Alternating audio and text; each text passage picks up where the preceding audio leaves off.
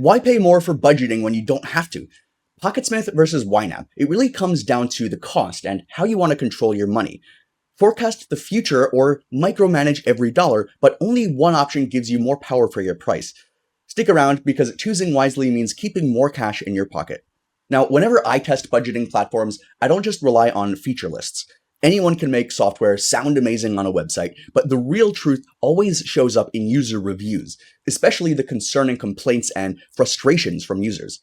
And when I dug into Pocketsmith reviews, I did find a user who said that the interface was fantastic and powerful, but claimed that sometime last year, the product started getting more glitchy and customer service fell below the industry average. So honestly, that kind of gave me pause. But when I dug deeper, I noticed that this feedback was more of an outlier. Sometimes people do catch companies do it during like this busy time or a rough patch or like a high volume week.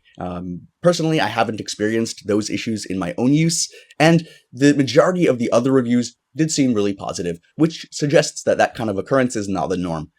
One reviewer said that he's been using it for 3 years and admitted that there is a small learning curve, but once you get past that, it's fantastic for budgeting. He loved the forecasting, but made a good point too. The data you feed into it does matter. It follows the principle of garbage in, garbage out. Another user compared it to MS Money, which he ditched last year for Pocketsmith. He described it as a world apart, syncing seamlessly with 6 accounts, occasional minor glitches but nothing major. The calendar function, the dashboard, and even the mobile app became indispensable for him in Pocketsmith. So he even said that if Pocketsmith added share investment syncing, it would easily be a 5-star platform. Alright, so overall, Pocketsmith gets pretty strong reviews from people who have committed to it long term. The forecasting power and the customizability seem to make it worth the cost for serious users. Now, how does YNAB compare in terms of user feedback? YNAB is one of the most talked about budgeting apps with a really loyal fan base, but even it gets criticism. One reviewer said everything about YNAB was great except the price. He felt that the annual payment was steep and admitted that he hesitated every time renewal came around because, And honestly, I get that kind of thing. Like, compared to Pocketsmith, YNAB does tend to feel more pricier for what you get, especially if you're the type who wants future planning included in your software. But like, if you're someone who just wants short-term clarity, maybe that premium doesn't sting as much. Still, plenty of YNAB fans highlight the system's value. I came across this user who said that YNAB gave her real power to understand her money. She felt more confident spending and saving because she finally felt in control. She did admit that there is that learning curve, but for her, it paid off. Then there's this reviewer who shared how YNAB helped her get back on her track after a divorce. She said that it was easy, clear, even fun at times, and she loved seeing her savings grow and her kids learn good money habits at the same time. Okay, but after going through all the reviews, I forced both Pocketsmith and YNAB to do some real work and to migrate my history, to handle messy bank data, and to help me plan actual months ahead. And what I found mattered more than any marketing line, and a lot of the reviews. For me, Pocketsmith seems to build this map of your money's future, while YNAB builds muscle memory for today. So let me walk you through the tools that make that difference. Moving to Pocketsmith felt surprisingly painless. When I migrated from another finance app, Pocketsmith's custom import tools did all the heavy lifting for me. Everything from Mint and Quicken to YNAB and smaller apps can be brought across with category mappings already in place. For anyone who's switched apps before, this is huge. You keep the historical context you need to make good decisions today. You don't end up losing all of it. There are times when a live bank feed won't cut it though, like maybe your bank doesn't support feeds or you want every transaction from 5 years ago. That's where Pocketsmith's bank file import saved me. I uploaded CSV files and suddenly the gaps were gone. Older transactions, irregular deposits, and once hidden subscriptions became visible. The feeds handle the day-to-day, but bank files let you rebuild the backstory when needed. And speaking of feeds, Pocketsmith's automatic bank feeds make the routine invisible. Like once I connected accounts, transactions flowed in and categorization largely fell into place. That freed me to focus on planning because the app handled the bookkeeping. And when it comes to budgeting, Pocketsmith doesn't force you into a single style. You can build daily, weekly, or monthly budgets and let the system distribute amounts across the period.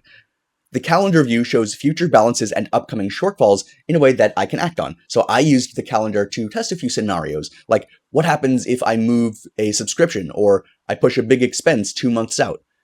The answer was clear before I touched my bank account or did any paper math. Like for me, that kind of blend of flexible budgets and forward visibility changed how I plan for large expenses and avoid surprise pitfalls.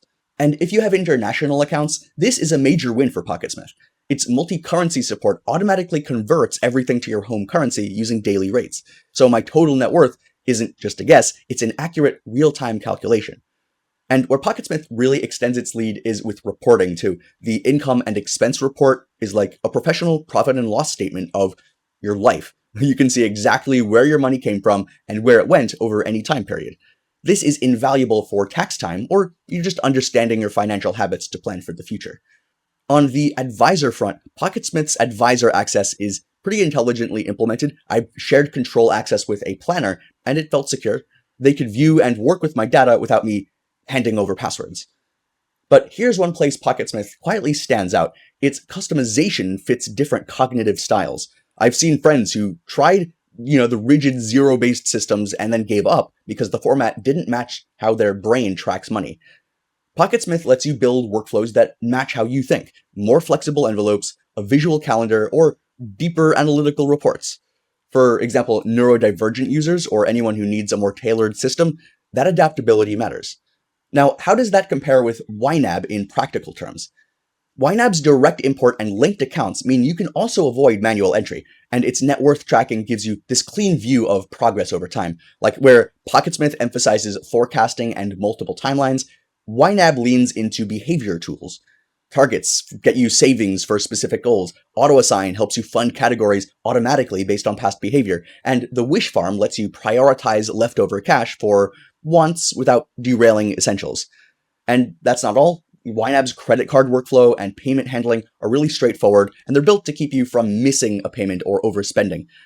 Put simply, Pocketsmith gives you a broader toolkit for modeling the future. YNAB gives you sharp control over today's dollars. Like if your goal is to plan years ahead and keep a full picture net worth view, the features I rely on most tilt towards Pocketsmith.